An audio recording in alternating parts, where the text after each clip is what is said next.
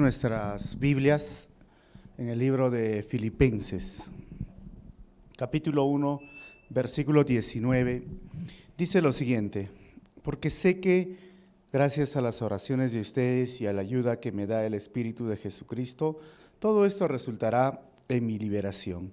Mi ardiente anhelo y esperanza es que en nada seré avergonzado, sino que con toda libertad, ya sea que yo viva o muera, ahora como siempre, Cristo será exaltado en mi cuerpo.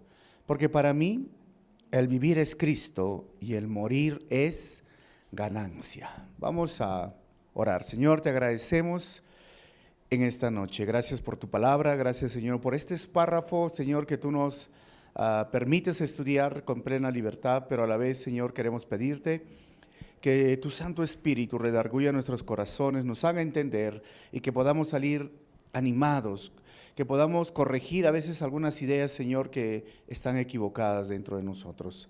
Que tu gracia esté con nosotros y uses mi vida para compartir tu palabra en esta noche. En tu nombre, Jesús, te pido así. Amén. Bueno, vamos a compartir ahora este libro que es una de las cartas que conocemos como la serie de las cartas de la prisión.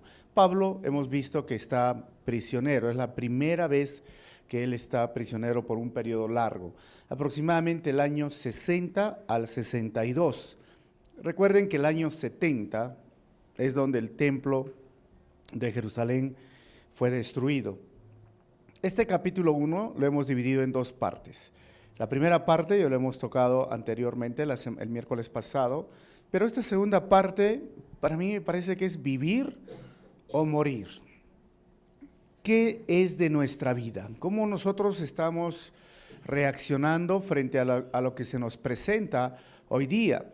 Pablo estaba en esta situación como yo estoy explicándoles, prisionero, por predicar el evangelio. No había hecho ninguna, digamos, ofensa ni delito en contra de la nación. Solo por predicar el evangelio él estaba recibiendo esta cárcel en este lugar.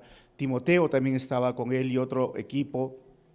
Pablo llega a Filipos en su segundo viaje misionero, así como aquí está en el mapa, ustedes pueden ver, esta ciudad es Filipos, de Troas, Filipos, y luego él va a ir a Tesalónica y luego llega a Berea.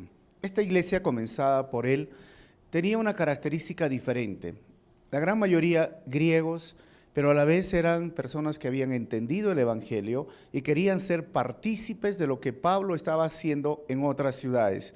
Le ayudaron económicamente anteriormente cuando él estaba en Corinto, pero también ahora le están ayudando que está en la cárcel. Es más, mandaron a uno de los hermanos para que le ayude en sus necesidades, diríamos, si no podía movilizarse mucho, entonces este enviado por esta iglesia podía hacerle encargos de salir a comprar, de ver cómo estaba realmente él en la cárcel. ¿Cuáles son las características del libro de Filipenses? Ya hemos visto que Pablo fue el que escribió, pero algunas características que nos llaman la atención. Primero, hemos visto que Filipenses, vamos a ver, no contiene citas del Antiguo Testamento. Otra de las características que es una carta misionera, porque él agradece en esta carta, en la cual el misionero informa siempre sobre el progreso de la obra. Tercera característica es que manifiesta un estilo de vida particularmente, miren, poderoso ¿en qué? De humildad personal, que vamos a ver el capítulo 2 del 1 al 4, de esfuerzo por llegar a la meta, que vendría a ser 3 del 13 al 4, de tranquilidad, y cuarto, de habilidad para hacer frente a diferentes situaciones que se puedan presentar. Cuarta característica es que se destaca por ser la carta de la alegría. O sea, en el Nuevo Testamento la palabra alégrense, esta palabra se repite muchas veces, alegría, alégrense en esta carta de Filipenses y de varias formas, especialmente 11 veces se repite esta palabra en estos 4 capítulos. Y quinto, contiene uno de los pasajes cristológicos más profundos del Nuevo Testamento. ¿Quién no conoce Filipenses capítulo 2, versículo 5 al 11, donde dice: Él se humilló a sí mismo, dejando su forma de Dios para llegar a ser forma humana. Se humilló y no solamente siendo forma humana, sino de siervo. Todo esto se ve en esta carta de Filipenses. Estas son las características, diríamos, generales que ya anteriormente les hablé de otros temas acerca de la introducción de esta carta. Dividido en 3 partes, hemos estudiado la primera parte hasta el versículo 14 y hoy nos toca del 15 al 30, pero es parte del párrafo donde Pablo y su condición al escribir a los filisteos, y del 27 al 30, Pablo y sus consejos a los filipenses. Entonces vamos a ver poco a poco, le voy presentando las subdivisiones, los títulos y vamos leyendo los versículos. Pablo explica los motivos de otros predicadores. Versículo 15 dice: es cierto que algunos predican a Cristo por envidia y rivalidad, pero otros los hacen con buenas intenciones. ¿Quiénes eran estos predicadores? Podríamos decir que eran esos judíos que estaban yendo de lugar en lugar, que se levantaron después del Pentecostés, pero también que aprovechaban un poco la situación, la cultura judía, que decía que si había un predicador itinerante, o lo podemos decir ambulante, ¿no? Va de un lugar a otro lugar, los judíos tenían bajo sus normas ser hospitalarios. Es más, los rabinos decían que si trataban bien a un rabino, o sea, una familia, lo trataba muy bien, se ganaba un lugar especial en el cielo. Pareciera que esta perspectiva de cultura de hospitalidad animaba a otros predicadores a seguir enseñando de Jesucristo, pero no con fines realmente puros y sinceros como lo tenía Pablo. Y la envidia era que querían decir: yo también puedo ser como Pablo. Y la rivalidad es como: ¿quién se cree Pablo? Y esto lo hemos visto en Corintios. Pablo se defiende frente a estos predicadores que lo estaban atacando y cuestionando su apostolado. Pero en este caso podría ser, como digo, pero queda en el fondo que Pablo dice que hay predicadores de todo tipo, pero que están predicando por envidia o por contienda. Ahora, versículo 16. Estos últimos, dicen, lo hacen por amor. O sea, contienda, rivalidad o ahora por amor. Pues saben que he sido puesto para la defensa del evangelio. 17. Aquellos predican ahora a Cristo por ambición personal y no por motivos puros, creyendo que así van a aumentar las angustias que sufro en mi prisión. Y este era el punto de estos predicadores que se habla ahora Pablo. No lo hacían con motivos sinceros, motivos puros. Ahora, Pablo trata de decir 2 cosas. Está bien que prediquen, está bien que enseñen la palabra, pero quieren molestarme, quieren hacerlo por otros motivos. Y tengan también ustedes cuidado, porque van a encontrar hoy mismo predicadores o pastores, diríamos, de diversas iglesias o denominaciones, pero con diversos motivos. No siempre van a predicar con motivos puros, no siempre se van a involucrar en el ministerio con motivos puros. Esto ya hubo hace mucho tiempo y hasta el día de hoy hay, lamentablemente. Ahora, versículo 18 dice Pablo, ¿cuál es su actitud frente a esto? ¿Qué importa? ¿Qué importa?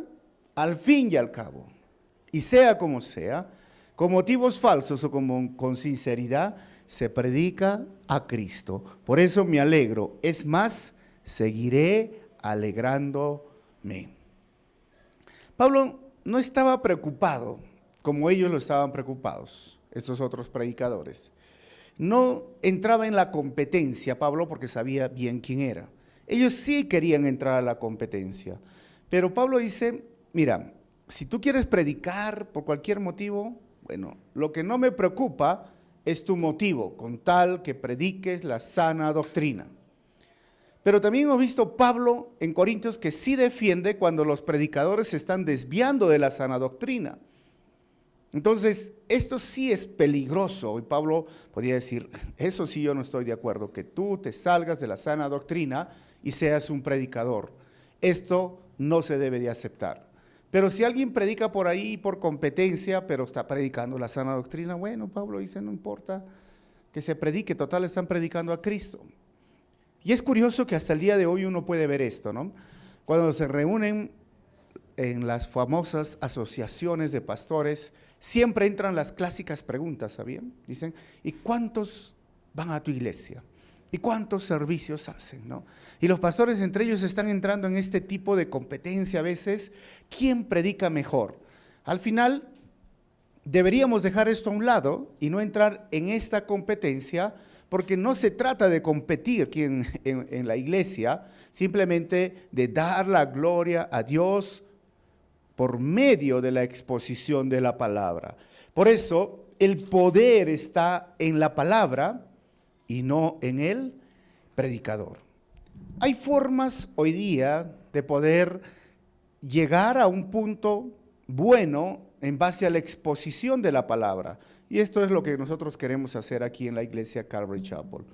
Queremos cruzar esa línea. Recuerden que hay un puente, porque la Biblia ha sido terminada hace más de 2000 años y escrita empezando desde el Pentateuco, el Génesis, miles de años atrás. O sea, ese puente, diríamos, de los años tiene que ver con la historia, tiene que ver con la lengua, tiene que ver con la cultura, tiene que ver con las formas de muchas cosas que podemos encontrar ahí. Y nosotros queremos ser relevantes cuando enseñamos la Biblia, exponer las Escrituras. Pero a la vez tenemos que ser simple en el sentido de que si ustedes no entienden lo que quiere decir el texto, yo consideraría que no he hecho un buen trabajo.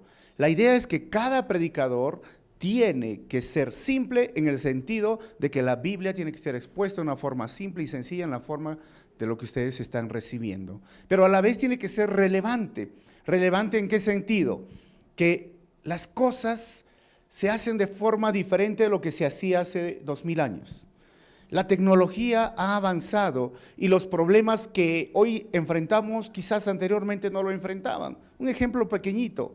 Para nosotros no era un problema el internet, las redes sociales, el Instagram, el Facebook, ¿no? Yo digo de nuestra época, porque salíamos a la calle, nos quedábamos hasta las 8:30, 9, y la mamá tenía que llamarnos, decir, ya entren a la casa, y nadie quería entrar. No sé quiénes tienen esa infancia, o de repente soy muy viejo yo, no sé. Pero hoy ya no ves niños jugando en la calle. Todos están en su sala, con sus videojuegos o con sus celulares. El problema es diferente. Y por eso que la predicación de la palabra tiene que ser relevante a su época, y ahí es donde nosotros queremos seguir exponiendo la Biblia, encontrando principios, mandamientos que pueden ser aplicables hoy, porque el problema del hombre no ha cambiado y se llama pecado. Y frente al pecado, que se presenta de diferentes formas, sí tenemos que ser relevantes hoy. Por eso digo que el poder está en la palabra y no en el predicador. ¿Qué importa si predican por motivos diferentes con tal que prediquen y expongan la palabra de Dios de forma expositiva? Pero si están yéndose de la sana doctrina, tergiversando la Escritura y totalmente destruyendo lo que dice el texto, eso sí deberíamos de tener cuidado. Y siempre que enseñamos aquí, por ejemplo, uno de los principios que yo les enseño cuando vamos a exponer la palabra, es que si en este caso yo tengo que imaginarme que Pablo está sentado aquí, y al terminar este párrafo, Pablo me diría con like, ¿no? Ahora en Facebook pones like, o pondría el corazón me encanta, o pondría me enoja, porque yo no he querido escribir esto, yo no he querido decir lo que tú has dicho. ¿Qué me pondría? ¿Un like o un me encanta? O un me divierte, ¿no? Hablando de los emojis, ¿no? ¿Por qué? Porque me da risa, eso no he querido decir. Qué chistoso. Bueno, nuestro deseo es que la palabra de Dios siga edificándonos. Versículo 19 al 20, Pablo confía en Cristo en medio de su condición. Dice el versículo 19, porque sé que gracias a las oraciones de ustedes y a la ayuda que me da el Espíritu de Jesucristo, todo esto resultará en mi liberación. Pablo está seguro que va a ser pronto liberto, pues está preso. Por eso se dice que Filipenses fue la última carta que escribió en esta etapa de su prisión. Estuvo 2 años, escribió Efesios, escribió Colosenses, escribió Filemón, y pareciera que ya tenía buenas noticias, indicios que pronto voy a salir. Pero a pesar de todas esas cosas, Pablo dice, da gracias a 2 razones que ahora vamos a ver en qué se basaba la confianza de Pablo. Primero, a las oraciones de los cristianos de Filipos. Es tan importante, hermanos, orar por aquellos que están sirviendo en la iglesia, por aquellos misioneros, por aquellos pastores, por aquellos que están involucrados en la obra. Y no es tan mal decir, necesito sus oraciones, por favor, oren por nosotros. Los pastores, los misioneros, no somos súper cristianos. No, somos seres humanos igual que ustedes, con luchas, con debilidades, que necesitamos las oraciones de la iglesia. Y qué bueno que la iglesia oraba por Pablo, y es bueno que las iglesias oren siempre por su pastor. La segunda parte de su confianza era por el poder del Espíritu de Jesucristo. No solamente era una buena noticia, sino que él tenía la confianza de que Dios tenía el poder suficiente para librarlo y sacarlo de ese lugar. Hermanos, la oración es algo muy importante. En Mateo 18:19, el Señor nos dice, además les digo que si 2 de ustedes en la tierra se ponen de acuerdo sobre cualquier cosa que pidan, les será concedido por mi Padre que está en el cielo. Esto es interceder. Por esto es que es importante venir los miércoles, yo siempre los animo, o tener un espacio de oración. Las iglesias deben ofrecer un espacio de oración, porque ya no es mi oración egoísta o personal, que lo puedo hacer en el desayuno, Señor, dame el pan, bueno. Tampoco es mi oración en el devocional, que yo también puedo orar por mí o por otras personas.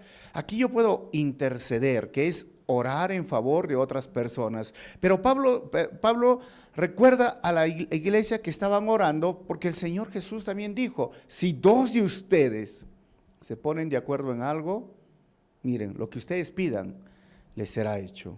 Ahora, ¿será todo?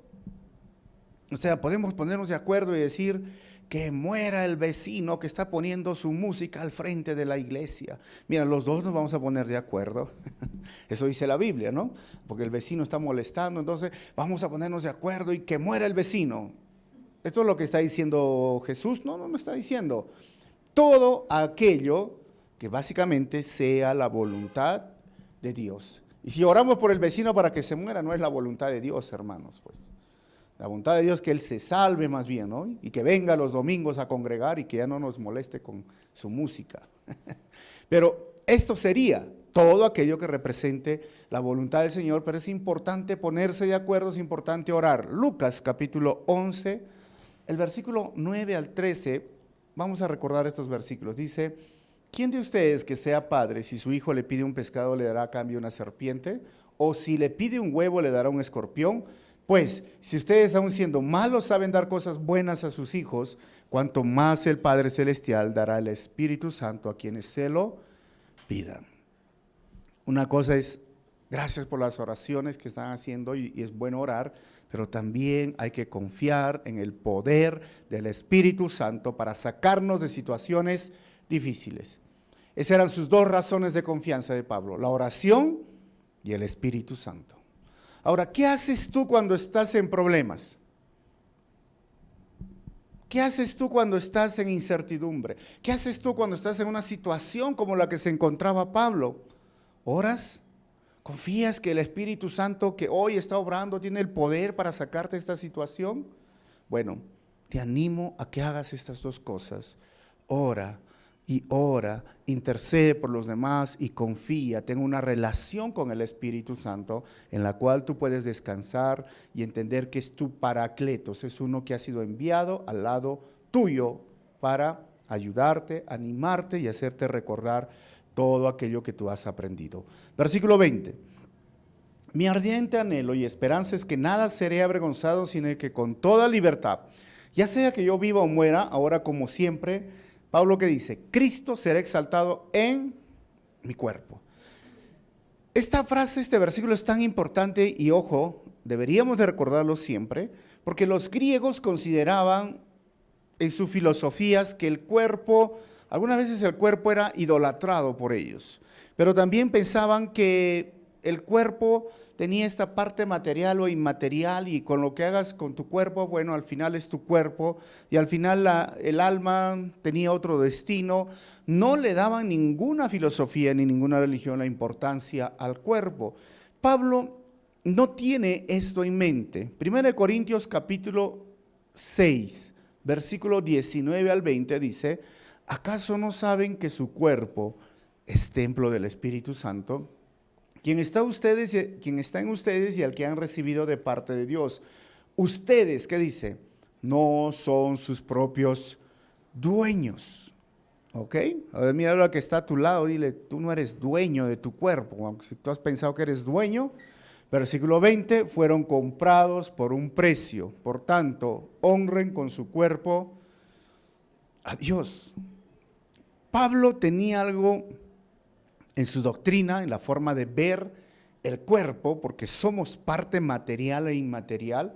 Pablo siempre dijo, lo que hagas con tu cuerpo va a afectar la parte que es el espíritu, el alma, la parte inmaterial. No puedes separar las cosas, porque por ahí hay personas que dicen, pero es mi cuerpo. ¿A ustedes qué les importa si es mi cuerpo? ¿Acaso ustedes sufren? Bueno, pues si no conoces a Dios, está bien eso, ese pensamiento. Pero si conoces a Dios, tienes que entender que tu cuerpo ya no es tu cuerpo. Y ese cuerpo es templo del Espíritu Santo. Y Pablo dice que honremos con estos miembros de nuestro cuerpo a Dios. Pablo dice, sea que viva o muera, yo voy a darle la gloria a Dios con mi cuerpo. ¿Y cómo puedo hacer esto de forma práctica? Pues con lo que miras. Aquello que tú miras debe de dar la gloria a Dios. Con lo que haces, aquello que tú haces debe dar la gloria a Dios. Con tus pies, a donde tú vayas, debes de ser dirigido a dar la gloria a Dios. Esto es, hermanos, entender que mi cuerpo debe de dar la gloria al Señor, porque entiendo que ya no es mío.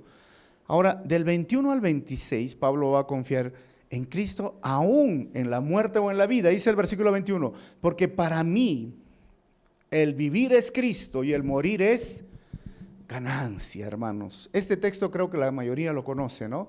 Pero ¿qué implica vivir es Cristo y qué implica el morir es ganancia? Pablo entiende aquello que muchas personas no entienden, que la vida es un regalo dado de parte de Dios, que vivir es un privilegio que muchos no lo tienen, y que estar vivo y estar sano también es un regalo de parte de Dios, hermanos. Porque hay personas que se quejan de su vida. ¿Para qué estoy en este mundo? No, sufren por su vida, pero no tienen por qué sufrir. Tienen que entender que nosotros estamos aquí porque Dios así lo quiso y nos ha dado a nosotros esta bendición que se llama la vida. Y vivimos aquí en este mundo por su gracia y trabajamos para vivir, pero no hemos venido a este mundo a vivir para trabajar tampoco. Hay personas que se sienten así, ¿no? Viernes, sábado, domingo, no hay descanso y se sienten orgullosos. Oh, yo no tengo descanso. ¿Y a qué has venido a este mundo? No se puede trabajar, porque nunca tienen tiempo. Después están enfermos, se mueren rápido y no disfrutan ni siquiera lo que han hecho. Pero Pablo dice que si yo muero, voy a ganar. Entonces yo pienso que si tú no estás listo hoy para morir, tampoco estarías listo para vivir. Porque deberías de sentirte así. Gracias, Señor, por la vida que me has dado, pero también gracias porque he cumplido el propósito por el cual tú me has traído a este mundo. Pero si tú no entiendes por qué estás aquí, por qué estás vivo, no vas a estar listo para morir. Si tú no entiendes por qué el Señor te está dando el aire para respirar, la fuerza, la inteligencia. Como les digo, hay personas que viven y no tienen nada en mente. ¿Y qué significaría para Pablo el morir es ganancia? Mira, dos sentidos. Primero, su muerte por la causa de Cristo glorificaría a Jesús y esto es una gran ganancia. Segundo, el estar en la inmediata presencia del Señor, para Pablo era una ganancia. O sea, Pablo dice, si yo estoy vivo, va al Señor. Si estoy muerto, gano. Ojo, esto no es una apología al suicidio, a la muerte, porque hay personas que dicen, ¿para qué estoy en este mundo mejor? Chao, adiós, pampa mía, dicen, me despido. Y ahí gano. No está hablando Pablo eso. Pablo está entendiendo que cada minuto, cada día que él vivió para dar la gloria al Señor. Y como vivió para dar la gloria al Señor, está listo para partir y dejar este mundo de pecado y dejar el sufrimiento y dejar todo esto, porque yo sé que allá el Señor me está esperando con una mansión y voy a ir inmediatamente con Él. Versículo 22. Ahora bien, si seguir viviendo en este mundo representa para mí un trabajo fructífero, ¿qué escogeré?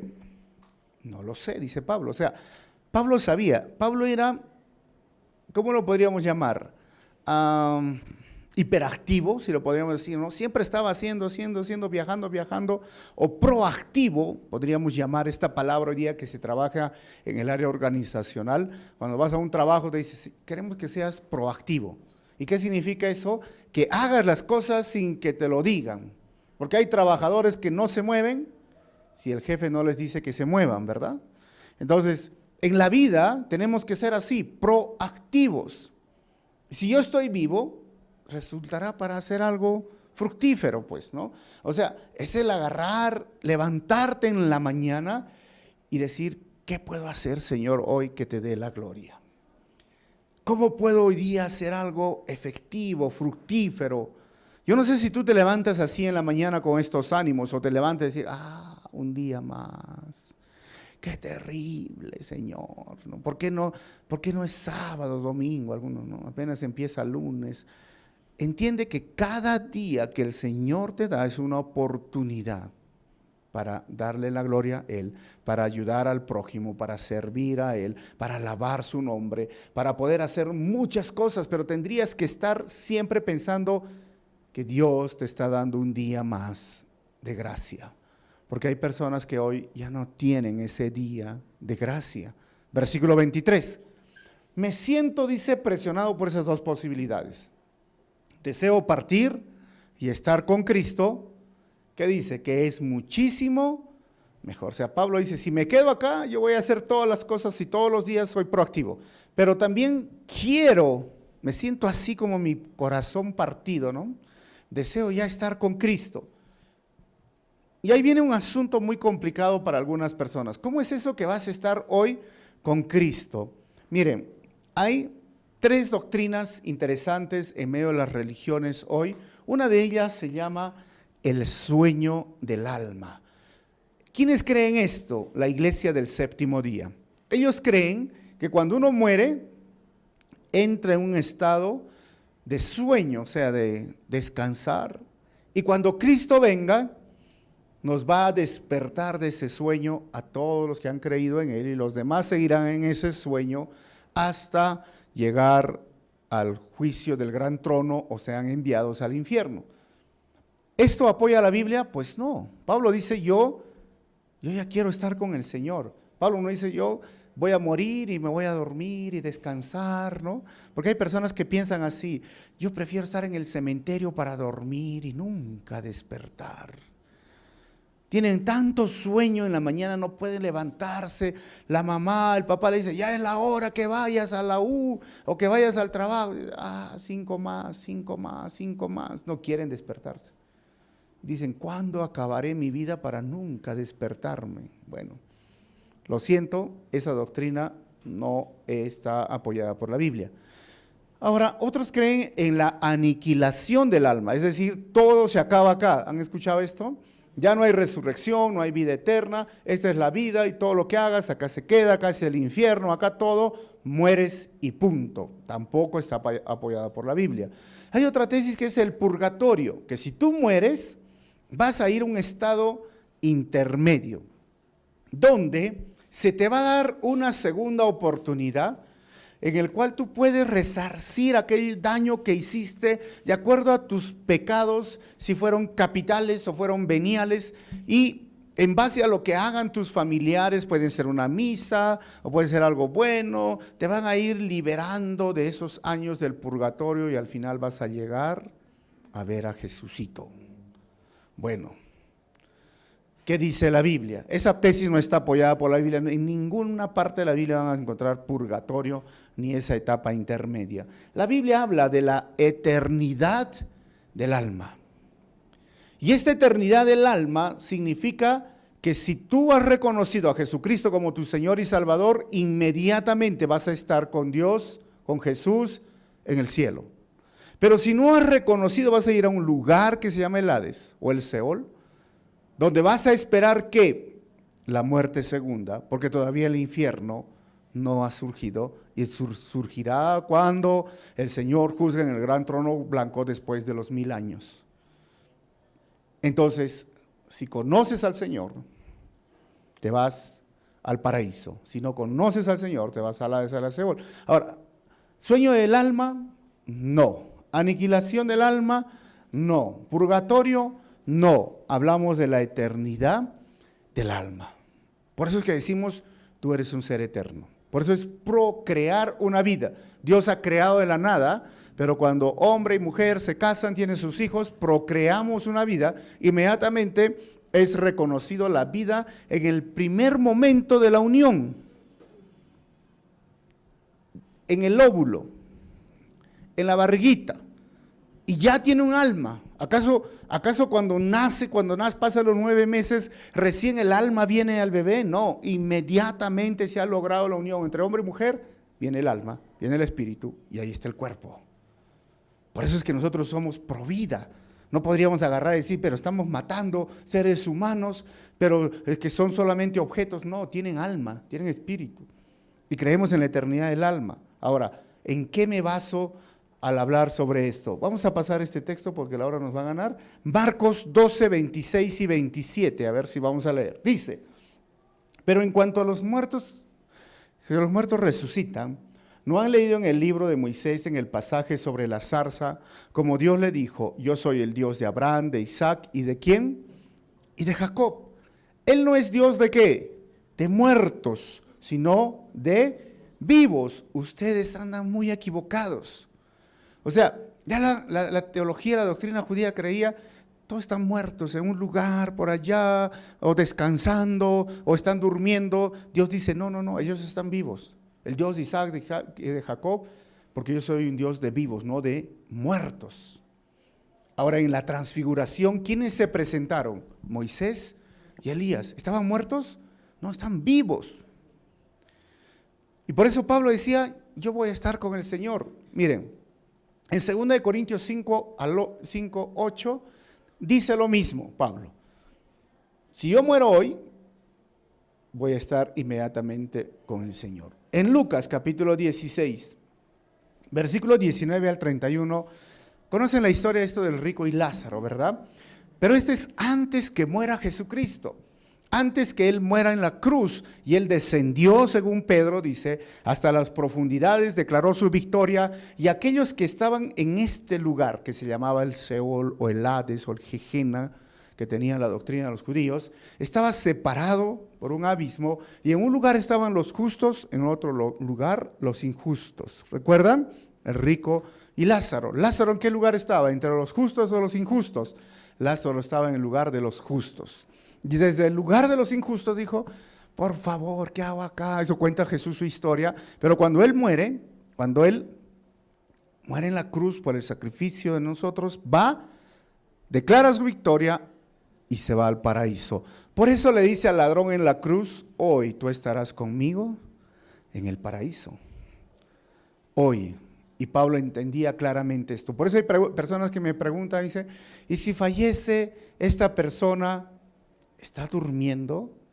¿Resucitará? Y le digo, no te preocupes, porque apenas cerró los ojos y el corazón dejó de latir, ya vio al Señor.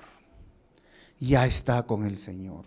Tenemos la certeza de que Pablo mismo nos ha dicho esto. Está con el Señor. Lucas 23:43, te aseguro que hoy estarás conmigo en el paraíso, le contestó Jesús.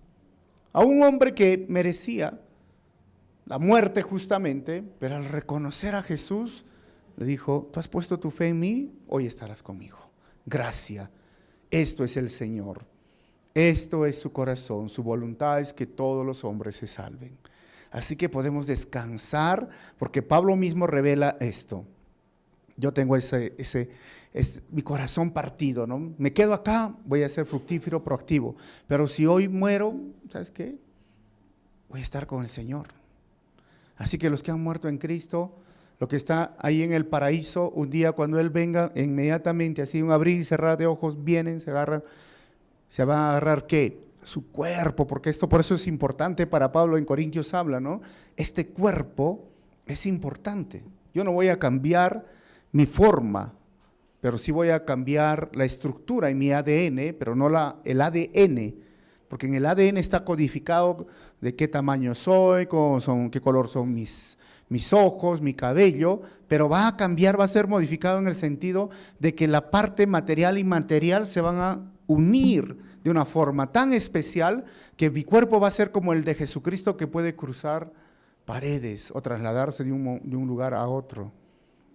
Pero todavía el cuerpo está acá, pero el espíritu, la parte inmaterial, el alma, el espíritu está con el Creador, con el Señor en este momento en el paraíso. Ahora, versículo 24, dice, pero por el bien de ustedes es preferible que yo permanezca en este mundo. ¿Saben por qué? Porque Pablo entendía esto muy importante, el propósito de vida que él tenía. Por ustedes yo me quedo. Ahora, yo te pregunto, ¿cuál es tu propósito de vida? ¿Por qué estás vivo? Pregúntate, ¿para qué estás vivo? ¿Para comer? No creo, ¿no? Para comer. ¿Para qué estás vivo? ¿Por qué estás vivo?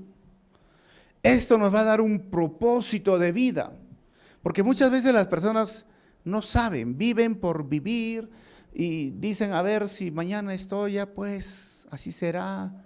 Hermano, yo les he dicho, yo tengo planificada mi vida, 75 años yo quiero ya descansar, pero todavía estoy en la mitad de mi vida, porque hay un propósito de vida. Y uno de los propósitos de vida que tengo es servir y ayudar a otros. Y lo estamos haciendo. Y nos levantamos toda mañana porque tenemos que hacer muchas cosas por otras personas. Pero eso es uno. Y hay muchos más, pero yo te digo a ti, ¿cuál es tu propósito de vida? ¿Por qué estás en este mundo? ¿Para qué estás en este mundo? Pregúntate, ¿cuál es tu meta en la vida? Algunos viven como si ya no tuvieran metas, ¿no? Ya solo estoy esperando la muerte nomás. Pero mira, ya han pasado 5, 10, 15 y ¿sigues esperando la muerte? No, siempre hay un propósito de vida en nosotros. Y si deseas, hazte esas preguntas. ¿Por qué estoy aquí? ¿Para qué estoy aquí? ¿Qué quieres de mí, Señor? ¿Por qué me has traído a este mundo? ¿Por qué me has salvado? ¿Por qué me estás enseñando tu palabra? Y ahí vas a encontrar las metas y que se van a unir a tu propósito en la vida. Versículo 25. Convencido de esto, sé que permaneceré y continuaré con todos ustedes para contribuir a ¿qué? A su jubiloso avance en la fe. Pablo dice, yo me quedo acá y tengo un propósito, ¿sabes qué? Es enseñar la palabra, darle la gloria al Señor, plantar iglesias, ayudar, hay tantas cosas por hacer. 26, así, cuando yo vuelva, su satisfacción en Cristo, Jesús abundará por causa mía. Ahora vamos a ver la última parte, del 27 al 28, vamos a encontrar Pablo amonesta a los filipenses en esta parte donde Pablo y sus consejos. 27, pase lo que pase, compórtense de una manera digna del evangelio de Cristo. De este modo, ya sea que vaya a verlos o que estemos estando ausentes, solo tenga noticias de ustedes, sabré que siguen firmes en un mismo propósito, luchando unánimes por la fe del evangelio. Ahora, ¿cuál es el consejo de Pablo? Pase lo que pase. Y la condición en la que habla Pablo no era sencilla, era para estar enojado, le estaban privando de la libertad. Pero él dice, estoy preso, pero me voy a comportar de manera digna del evangelio. A veces, hermanos, cuando nos tratan de forma injusta, se nos sale, ¿no? No solo el hombre viejo, como decimos en el sur, se nos sale el indio, ¿no? El renegón, el enojón, el hombre viejo sale. Pablo dice, mira, pase lo que pase, no importa tu situación, compórtate de manera digna del Evangelio de Cristo. Y la forma de comportarme, ojo, una regla, debería de preguntarte, ¿qué haría Jesús? La forma en que estoy hablando, la forma en que estoy reaccionando, ¿lo haría Jesús? ¿Qué haría Jesús? Y el otro pedido y el otro consejo es que dice, sean de un mismo propósito, o sea, estén siempre unidos por la fe del Evangelio en Jesucristo. La unidad, hermanos, en la iglesia es tan importante hoy. A veces es triste que las iglesias estén desunidas. Nosotros queremos mantenernos unidos y esos son los consejos de Pablo. Versículo 28 sigue animando, dice, y sin temor algunos a sus adversarios, o sea, no es para que estén de miedo, lo cual es para ellos señal de destrucción, para ustedes en cambio es señal de salvación y esto proviene de Dios. Eso es el producto del Evangelio, ¿no? Para nosotros, ¿qué vendría a ser? Señal de salvación. Pero aquellos que rechazan el Evangelio es señal de destrucción. Versículo 29. Pablo anima a los filipenses, 29, porque a ustedes se les ha concedido no solo creer en Cristo, sino también sufrir por Él. ¿Cuántos dicen amén, hermanos, esto? Mira, no solo se te ha concedido creer, ya hemos creído, pero también sabes que se te ha concedido sufrir. ¿Entiendes esto, hermano? Hay personas que predican que el sufrimiento es ajeno, que no debe de existir en la vida del cristiano, que por algo somos cristianos, pero es que no han leído la Biblia. Pablo dice que les ha concedido a ustedes el sufrir por la causa de Jesucristo. Y si hoy tú estás sufriendo por la causa de Cristo, Pablo dice, yo me alegro y me gozo, dice en otras palabras, en otras escrituras, porque me hago partícipe del sufrimiento de Cristo. Miren, el sufrimiento en la vida del cristiano tiene estos beneficios adicionales. Rápidamente lo voy a pasar. Primero, desvía nuestros ojos de las comodidades terrenales. A veces estamos muy cómodos, ¿sabían? A veces viene el sufrimiento y tú dices, ¿para qué sirve esto si no me puede aliviar el sufrimiento? Entonces Pablo te diría, yo te lo he dicho hace mucho tiempo y el Señor Jesús te lo dijo hace mucho tiempo. Nada de lo que tenemos en este mundo vamos a llevar. Enfócate en las cosas de arriba. Segundo, el sufrimiento tiene otro beneficio que es descubre a los creyentes superficiales. Porque hay personas que pueden estar felices escuchando el Evangelio, llegando a la iglesia, aprendiendo, pero apenas viene el sufrimiento y dicen, no, esto no es para mí, es demasiado. Yo pensé que todo iba a ser prosperidad y fe y alegría. Lo siento, es parte, es la mitad, pero no es el todo. El sufrimiento también es parte. Tercero, fortalece la fe de aquellos que persisten. Hermanos, la fe en mi vida ha sido fortalecida por medio del sufrimiento de las cosas que he vivido. Así que si estás sufriendo algo, sea una enfermedad, sea una partida de un ser querido, no sé, sea falta de trabajo, sea falta de, mira, persiste y tú vas a salir realmente edificado. Y cuarto, sirve de ejemplo a aquellos que puedan seguirnos, porque al final somos influencia. Todos somos influencia y nos están viendo. Así que cuando sufrimos por nuestra fe no significa que hemos hecho algo equivocado, hermanos. Es por la fe. 30, y ya termino. Pues sostienen la misma lucha que antes me vieron sostener y que ahora saben que yo, que sigo sosteniéndola. O sea, Pablo dice, si están sufriendo, están pasando lo mismo que yo. No hay ningún problema. Y ahora sigo en medio de esta situación. Conclusiones finales de este capítulo, o de todo lo que hemos estudiado, la segunda parte de este capítulo.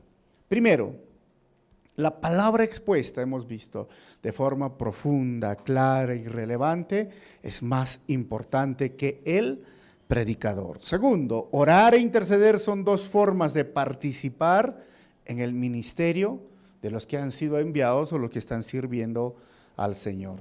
Tercero, ¿podrías decir como Pablo, y esta es mi pregunta, el vivir es Cristo y el morir es ganancia?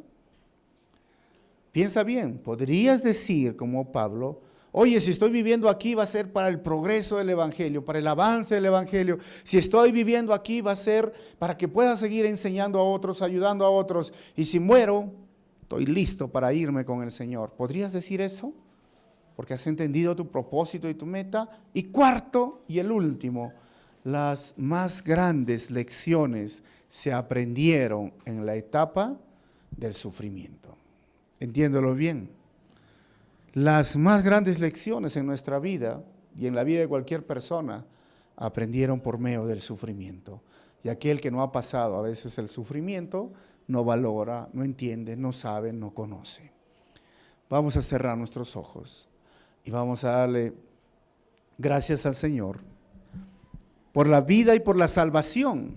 Dale gracias por tu vida porque es un privilegio tener la vida. Pero también yo te animo a que te hagas estas preguntas. ¿Por qué estoy aquí en este mundo, en esta iglesia? ¿Para qué estoy aquí en esta vida? ¿Para qué Dios me ha salvado? ¿Qué quiere Dios hacer a través de mí? Vamos a orar y vamos a pedir al Señor que nos ayude a entender ese punto. Padre, te agradecemos.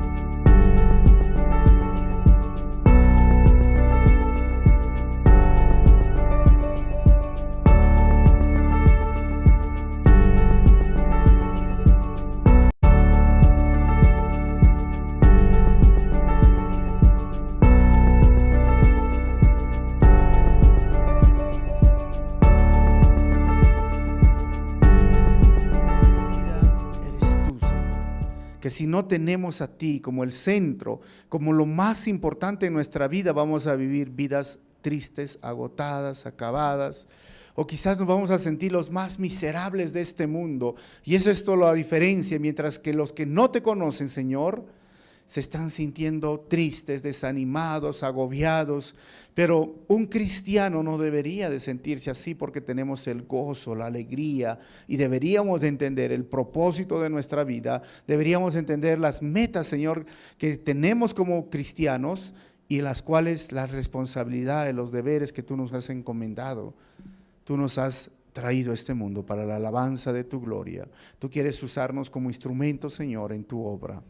Y oro para que mis hermanos encuentren realmente ese lugar y el propósito en su vida. Y gracias, Señor, también.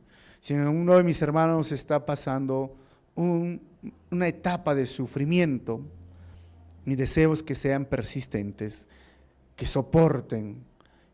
Y oro para que pase pronto, pero sé, Señor, que tú les quieres enseñar una gran lección a ellos, porque tú nos formas, Señor, por medio del sufrimiento, la gran mayoría de veces, Señor. Gracias por este capítulo, gracias por este párrafo, Señor, y gracias por la vida de Pablo que nos enseña mucho.